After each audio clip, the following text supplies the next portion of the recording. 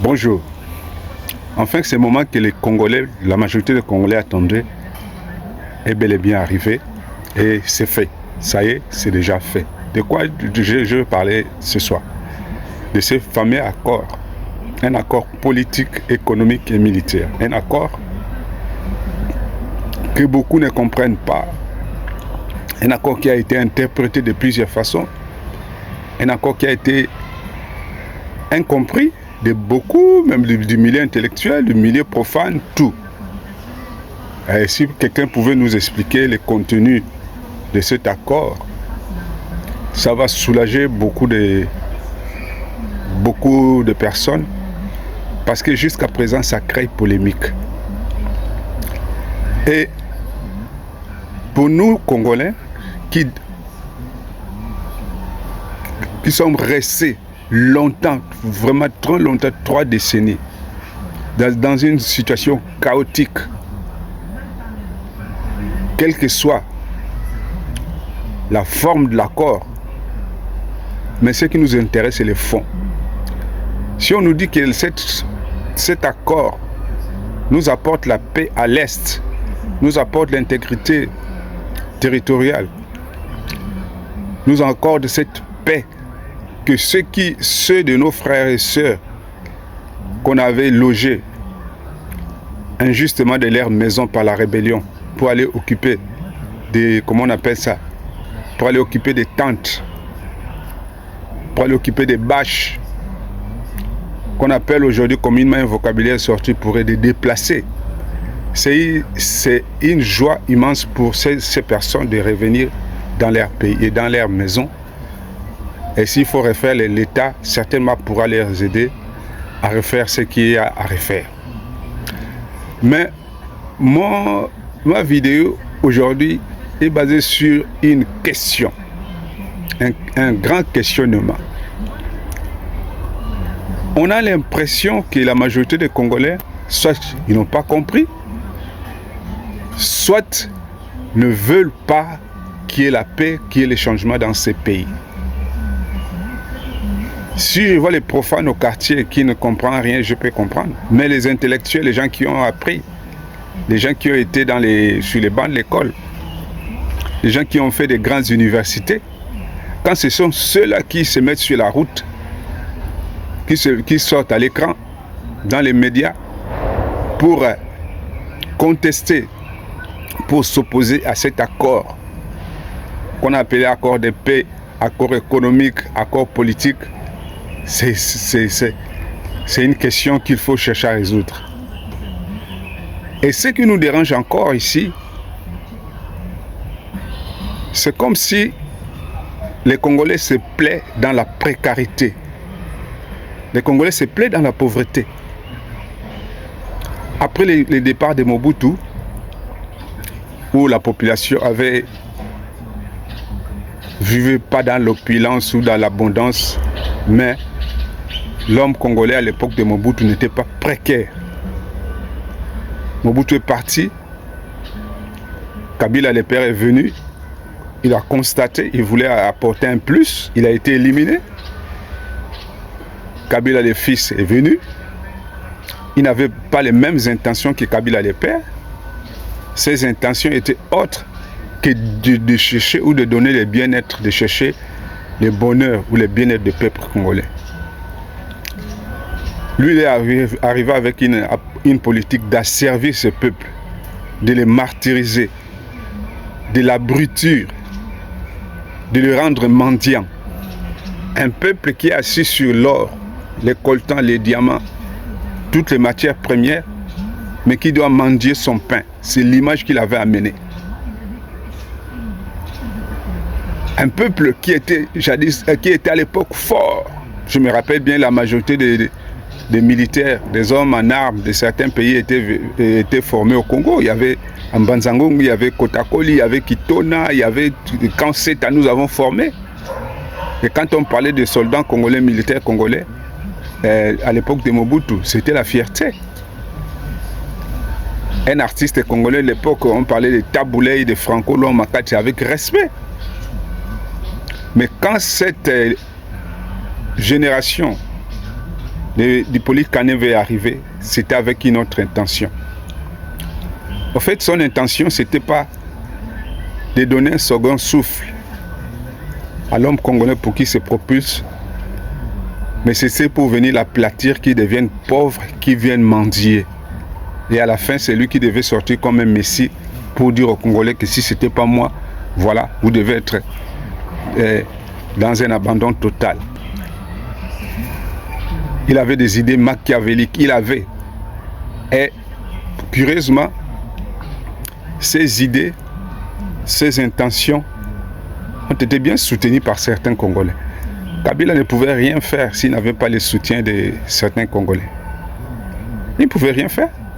Parce qu'il y avait des Congolais là que Mouzé avait appelés des rébus de la République, les Congolais les plus mauvais qui ont soutenu cet homme. Et durant tout son mandat, il a fait tout pour écrouler la nation congolaise.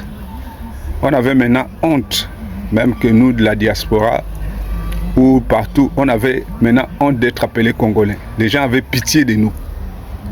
Quand un Congolais se présente, il aspire la pitié. Et chaque Congolais, la majorité d'entre nous, beaucoup ont cherché à sortir. Cherché à sortir pour trouver mieux ailleurs. Et beaucoup ont rempli la liste des exilés, des immigrés, des réfugiés, avec des fausses déclarations. Parce que ceux qui sont arrivés n'ont pas permis aux Congolais de rester chez eux.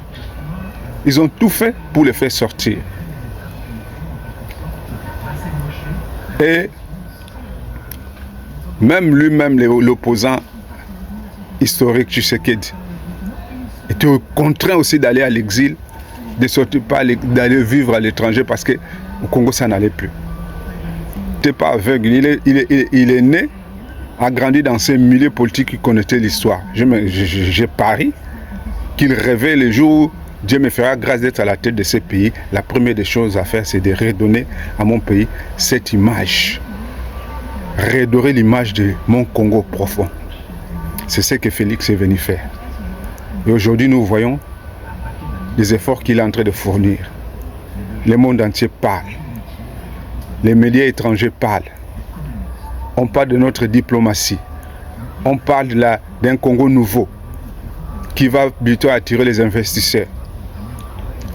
Grâce à cet effort, à cette vision, là où il y a la bonne politique, que ce soit de l'opposition, que ce soit de la majorité, que ce soit la troisième voie, les gens qui sont neutres, qui sont pour ni contre, beaucoup devaient soutenir cette action parce que par cet accord, nous partons d'un point négatif pour aller à un point positif. Les gens parlent au nord, il y avait l'accord qui a conduit les M23, aujourd'hui l'accord de l'Émirat, tout ça là. Vous imaginez une chose, la différence entre tous ces accords.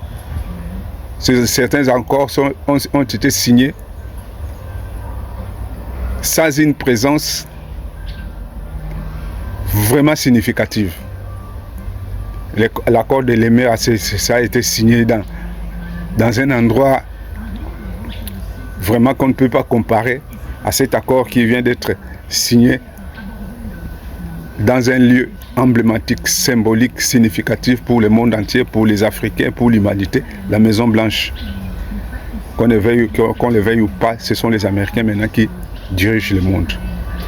Quand Donald Trump se met au milieu, les deux ambassadeurs du Congo et du Rwanda à gauche et à droite pour parapher cet accord, c'est que c'est une situation qui est portée aux yeux, au vu de toute l'humanité. Pour qu'il y ait accord de paix. Dans cet accord de paix, il y a des sous-textes dedans parce que si on essaie de dépouiller, il y a un volet politique, il y a un volet économique, il y a un volet militaire. Et tout cela, ça englobe le social. Le but principal de cet accord, c'est pour donner un bien-être aux Congolais. Et aujourd'hui, je ne comprends pas comment des leaders politiques comme Fayoulou, comme Katumbi, comme Joseph Kabila alias Hippolyte Kanembbe, ce sont les trois, ou du moins leur famille politique, qui s'opposent à cet accord qui vient d'être signé aux États-Unis d'Amérique. Ils s'opposent à cet accord. Pour eux, nous, on devait toujours rester dans cette situation qui est la guerre. Les M23 progressent, les AFCC, la FARDC, les Ouazalendo, chaque fois. C'est comme disait le pape. Le pape, quand il est arrivé à Kinshasa, il a dit une chose que les massacres des populations, quand on massacre des populations, ça devient un fait bandal, ça devient comme comme un fait divers. On a tué 800 personnes à Goma, on a tué à Bukavu, ça devient comme un fait divers. Les gens doivent s'habituer à ça. Or, ce sont les villes qu'on fauche. J'aimerais comprendre quel est le problème de Fayulu, Kabila et Moïse Katumbi. Peuvent-ils nous expliquer concrètement pourquoi ils doivent s'opposer à cet accord? S'ils étaient de véritables opposants qui veulent normalement, on ne s'oppose pas à une personne quand on fait de la politique. On s'oppose à la politique du gouvernement en place, du pouvoir en place. Fachi est venu avec un pouvoir et dans son canevas, il veut que la paix revienne au Congo, que la guerre cesse, que le pays puisse décoller, quel que soit le prix, quels que soient les moyens. Mais il faut que cette paix revienne au Congo. Il a dit, je ne serai jamais tranquille, je ne dormirai jamais profondément si mon peuple n'a pas la paix, si mon peuple n'a pas la joie. Mais si maintenant, il y a un accord qui puisse être signé, et à l'issue de cet accord, le peuple sera dans la joie, le peuple sera dans la paix. Le problème se situe à quel niveau? Le président Fachi n'est pas naïf. Lui, il ne va pas vendre le pays comme quand Tchibala, à l'époque de Kabila, avait signé avec le M23. Avec Kagame, il avait en face de lui des personnes rusées. C'est comme s'il il avait signé avec un pistolet au niveau de la tempe, sans pourtant lire. Et pourtant, le médiateur à l'époque, l'ancien président nigérien Obasanjo, avait demandé au Premier ministre à l'époque, est-ce que tu as bien lu? Tu as bien lu. Lui-même, Obasanjo avait lu ça, il avait compris que ça c'est un piège. C'est un piège. Il a signé aveuglement. Je ne sais pas si ses parents étaient pris en otage ou bien lui-même. Et cet accord nous a conduit ce que nous vivons aujourd'hui. Tshisekedi arrive. Il ne doit pas encore signer un deuxième accord pour maintenant achever le peuple, pour complètement achever son peuple. S'il accepte de signer cet accord, parce que certainement avec toute son équipe, avec son staff, son entourage, les ministres des Affaires étrangères, avec toute la classe, ils ont essayé de lire. Dans un accord, quand on signe un accord, par exemple, ça là, il y a un accord de 3 parties, tripartite. Il y a le Rwanda, il y a la RDC et il y a les États-Unis d'Amérique. Nous ne sommes pas dupes. Le Rwanda a demandé qu'il puisse avoir certaines faveurs dans cet accord. Les États-Unis d'Amérique, lui qui signe, c'est comme un démarcheur, un commissionnaire. Quand il fait la démarche, tout ça, il doit avoir son potentiel. Les États-Unis d'Amérique ont un intérêt dans cet accord. Nous, la RDC, nous avons aussi un intérêt dans cet accord. Aujourd'hui, là, la démarche de Fayulu, la démarche de Kabila, la démarche de Katumbi était de s'approcher, de prendre cet accord, de lire et de venir présenter à la population le couac. Les choses qui ne pourront jamais marcher dans cet accord. Et s'il s'agit d'apporter un soutien au président, apporter les rapports au président pour que quelque chose se passe, le président n'a jamais fermé ses portes. Fayulu avait demandé à voir le président pour parler. Automatiquement, après avoir fait son adresse, automatiquement, il a été reçu par le président. Je ne crois pas que si aujourd'hui Katumbi a fui le Congo pour partir, je sais pas, en exil sans que personne le chasse, il s'est senti reproché de quelque chose, c'est là où il est parti. Si Katumbi, qui se connaît bien avec Fachi, demande à voir Fachi pour donner son avis, Fachi ne va pas lui fermer la porte. Joseph, s'il n'avait pas fait cette bêtise d'aller se rallier à la rébellion, parce que son côté rebelle s'est réveillé, on chasse les naturels des revient au galop. Kabila, s'il était normal et qu'il demandait à voir Fachi pour cette histoire, Fachi allait d'une manière ou d'une autre répondre. Mais, curieusement, ces trois-là se sont ligués pour combattre les accords qui viennent d'être signés. Je vous ai toujours dit dans mes vidéos passées, c'est pas par racisme, c'est pas par xénophobie ou quoi, mais la majorité des Congolais qui s'opposent, qui créent des situations pour s'opposer à l'épanouissement du Congo, ce sont des Congolais d'origine douteuse. J'ai parlé dans une vidéo, il y a la semaine passée, qu'il y a quelques jours de cela, j'ai parlé de Vital Kamerhe, un homme très intelligent, mais on a remarqué que sa présence au niveau du président Félix n'est pas positive pour les actions que mène le président Félix. Tous les actes que Kamerhe a posés auprès du président Félix ont été négatifs, ce sont des actes plutôt à compromettre le pouvoir de Félix. Et il fait toujours des bêtises qui incriminent le président parce que c'est lui le garant de la nation et l'autre là. Kamerhe, c'est son proche, c'est un ami, il fait des choses qui mettent le président dans un embarras, dans une situation complètement compliquée. Vous voyez? Ce sont des choses comme ça. Maintenant, on se rend compte que ce sont des Congolais qui se disent Congolais, mais qui s'opposent toujours quand il y a quelque chose que le président fait pour faire sortir le Congo du bourbier dans lequel il s'était plongé pendant 30 ans. Jusqu'à traiter Fachi de dictateur. Félix, j'ai fait aussi une vidéo où j'ai démontré de A à Z que Félix n'a jamais été un dictateur. Parce que nous connaissons tous celui qu'on appelle un dictateur. Qui est un dictateur? Si vous voulez comprendre la définition d'un dictateur ou bien de la dictature, faites un tour au Rwanda. Les faits vont vous expliquer, les faits vous enseigner, les faits vont vous donner la signification d'un dictateur. Mukwege ne peut pas se joindre aux autres pour salir son image. Est-ce que durant tous les mandats du Félix Tshisekedi, depuis qu'il est au pouvoir, depuis l'arrivée de Félix Tshisekedi au pouvoir, est-ce que Tshisekedi a opéré un sexe féminin comme il fait d'habitude?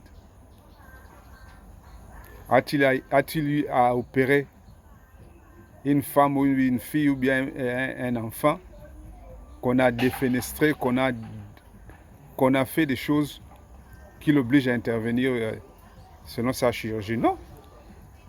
Il travaille dans la paix. Par contre, il mérite tous les soutiens de Tshisekedi. Quand il a eu son prix Nobel de la paix, il a été félicité. Alors, quand le président de la République fait des actions dans le sens d'apporter un nouveau visage au Congo, de vrais compatriotes, de vrais patriotes, de vrais Congolais doivent les soutenir. Et nous, au Congo, on a l'impression que les gens n'aiment pas ceux qui se battent pour le bien du Congo. Quand vous commencez à faire quelque chose de bien, quand vous commencez à faire quelque chose dans le sens de l'amélioration de la condition de vie des Congolais, aussitôt les gens s'élèvent contre vous. Prenons le cas de Constant Mutamba. Avant que Constant Mutamba n'arrive au pouvoir, on a vécu des situations au Congo, on vit ça depuis des années. Phénomène Koulouna, phénomène braquage, des enlèvements, des kidnappings, n'en parlons même pas. Kinshasa, la capitale Kinshasa était une capitale qui était mise sur une carte rouge. les chancelleries occidentales, les ressortissants, de faire attention avant de venir à Kinshasa. Parce qu'il y avait des situations, il y avait des braquages, il y avait des... On kidnappait les gens pour les enlever les organes. Et tout cela, durant tous les mandats de Kabila. Et Fachi a commencé ça lors de son premier mandat. Il a vécu cette situation de disparaître, tout ça là. Alors il va prendre les choses, quand il déclare à la fin de son premier mandat qu'il a échoué au niveau de la justice, il va faire un effort. Il tape le poing sur la table, il dit que cette fois-ci, je vais essayer de faire quelque chose de bon pour la justice. C'est là où intervient Moutamba. Il a dit à Moutamba, je te donne tout mon soutien. Je te donne tout ce qu'il faut pour réussir à guérir cette plaie. Une plaie profonde au Congo, l'injustice, la corruption, la criminalité, toutes ces choses. Il joue à ces combats le ministre de l'Intérieur, Jacques Chabani. Il faut avoir une mauvaise foi pour ne pas voir et reconnaître les efforts que Moutamba a fait. Chacun son style, c'est comme Donald Trump. Donald Trump a fait un premier mandat, il est parti. Malgré sa grande gueule, malgré sa manière de parler, malgré ça, il était peu protocolaire quand ils disent tout ce qu'il passe par la bouche. Mais les gens ont compris que malgré son attitude-là, ce côté-là, il a quand même fait des choses bien. Et les Américains l'ont appelé, l'ont dit qu'il faut revenir.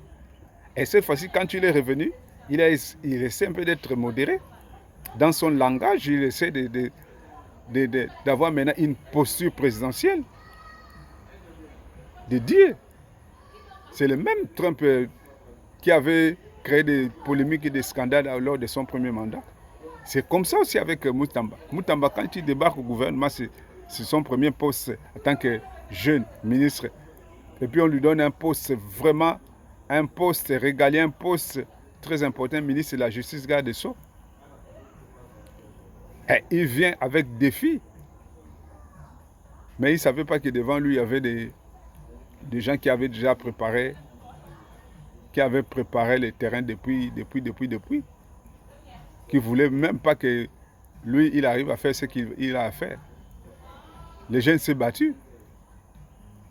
Au jour d'aujourd'hui, si le phénomène Kuluna a perdu au moins 70% de son énergie, c'est grâce à Moutamba. Moutamba a réduit les efforts de Kuluna. Aujourd'hui, là, il y a encore des zones isolées où il se manifeste. Mais qu'est-ce qui se passe?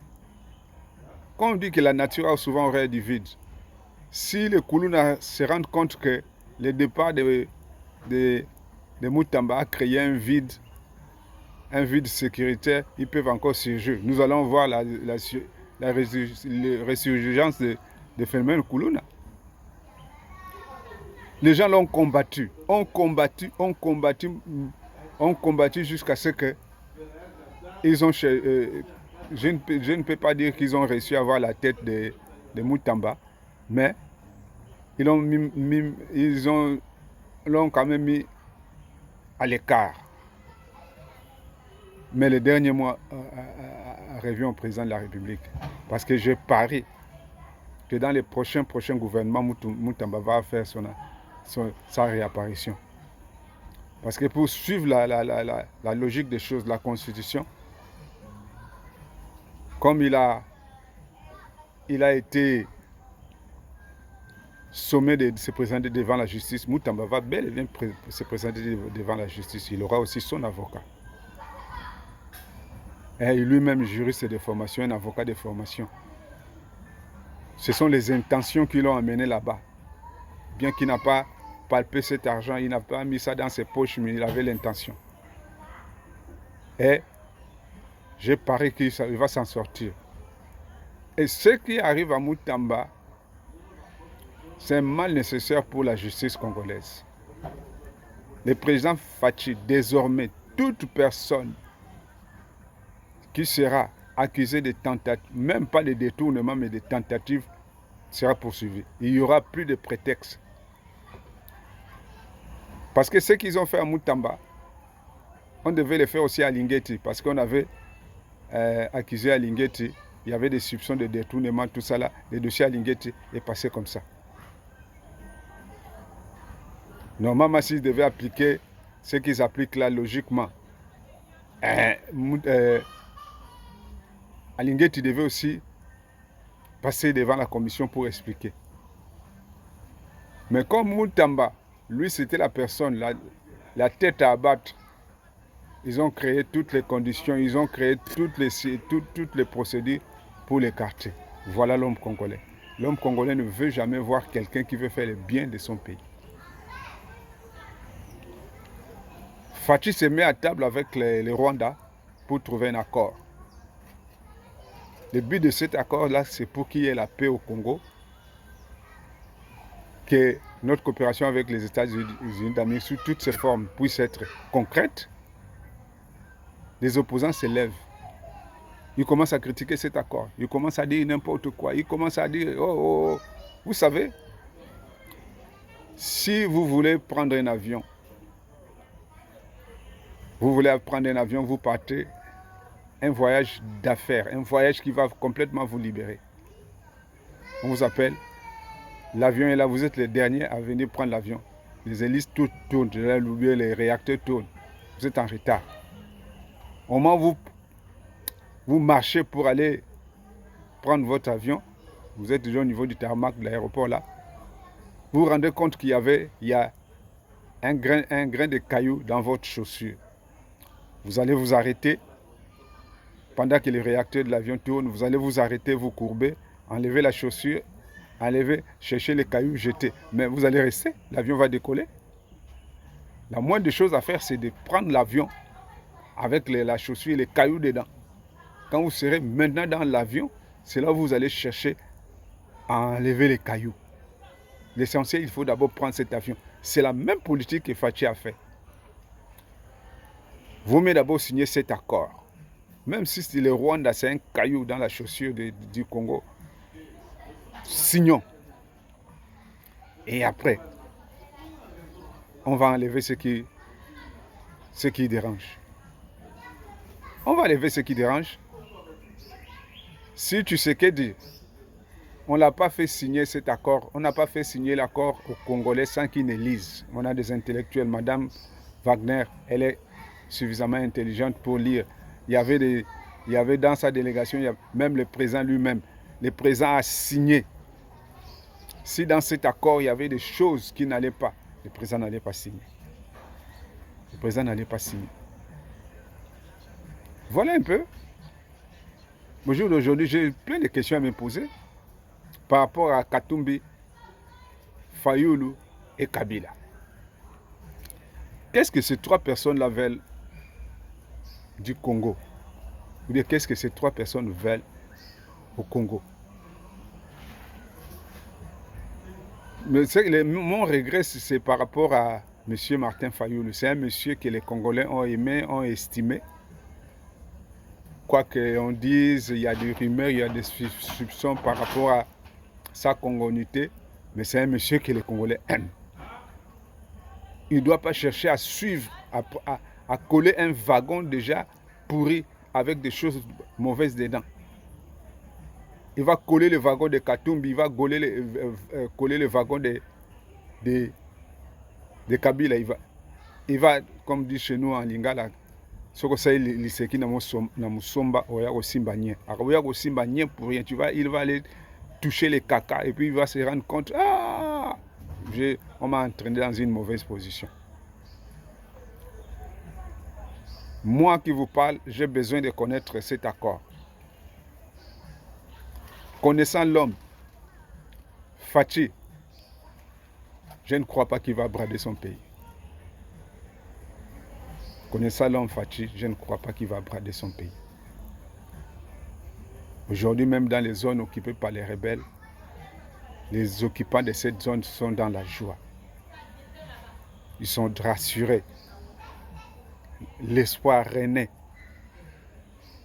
Le visage des gens commence à devenir rayonnant. Ce n'est pas reluisant, cette image qu'on se réveille chaque jour, chaque matin, avec des morts, des massacres à Goma. On a décapité, on a empalé, on a poignardé, on a sectionné en morceaux les gens. Mais ce ne sont pas des bêtes qu'on tue à tout moment, même si c'était des moutons, des bêtes qu'on tue à tout moment. Même les gens qui protègent les animaux devaient aussi se mettre debout. Mais c'est la population qui est chaque fois massacrée. Maintenant, s'il y a une possibilité que cela s'arrête, Katumbi, Fayulu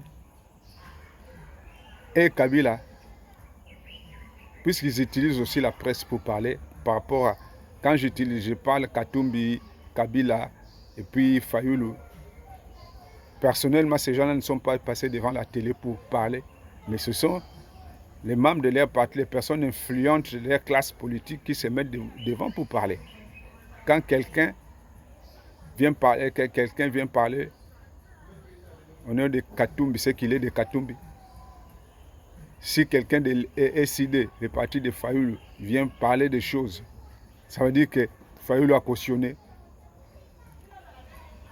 Et s'il y a un parti qui me fait souvent pitié, c'est le PPRD. Si vous allez remarquer avec moi, les vrais Congolais de pères et de mères qui sont dans ces partis dissous, le PPRD. Toute cette histoire, toute cette polémique qu'a créé leur leader politique Kabila, les vrais Congolais dans ces partis se taisent, ne parlent pas. On n'a pas suivi une déclaration de Shadari par rapport au problème de Kabila. On n'a pas suivi de vrais Congolais dans leur parti parler de cette histoire. On n'a pas suivi. Mais c'est par contre des Congolais douteux qui étaient tout autour de Kabila qui jusqu'à présent portent cette histoire-là sur leur tête. Même au PPRD, les partis là. Il y a des Congolais qui sont là-bas, qui apprécient le travail que Tshisekedi fait, qui les soutiennent même à distance. Mais suite à la fidélité à un parti, à une personnalité, beaucoup se taisent. Mais un jour, les langues vont se délier. Quand quelqu'un se lève pour le Congo, pour que le Congo marche, pour que le Congo arrive à percer, soutenons-les. Et je vous préviens que les choses ne vont pas s'arrêter là. Les choses ne s'arrêteront pas là. Pour que le Congo puisse trouver son élan, il faut que tout ce qui a été mis sur la route, toutes ces mauvaises herbes-là, puissent être écartées. Mauvaises herbes. Parmi les mauvaises herbes, l'ancienne constitution doit être changée. Le Congo a besoin d'une nouvelle constitution. Le Congo a besoin d'une nouvelle constitution pour faire marcher les choses. Le Congo a besoin d'une nouvelle constitution. Voilà, bien-aimés, le message que j'avais. Et je demande même pourquoi, quand je suis à la télé, RFI, dans certains médias, des Congolais qui disent « Oh non, rien ne va se passer, il n'y aura rien ». C'est comme si certains souhaitent que cet accord puisse échouer. Mais comme nous disons souvent, ça sera nul et sans effet au nom puissant de Jésus. Et cette fois-ci, ça marchera. Et nous souhaitons que ceux qui sont contre l'épanouissement du Congo ne meurent pas, qu'ils vivent longtemps pour voir comment le front du Congo, qui était longtemps courbé, va se relever. Je vous remercie.